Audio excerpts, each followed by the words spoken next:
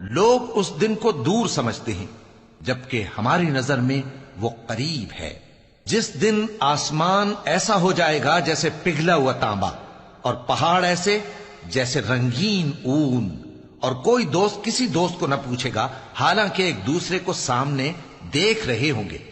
اس روز گناہگار چاہے گا کہ کسی طرح اس دن کے عذاب کے بدلے میں سب کچھ دے دے، یعنی اپنے بیٹے اور اپنی بیوی اور اپنے بھائی اور اپنا خاندان جس میں وہ رہتا تھا، اور جتنے آدمی زمین پر ہیں غرض سب کو دے ڈالے، پھر اپنے آپ کو عذاب سے چھڑا لے۔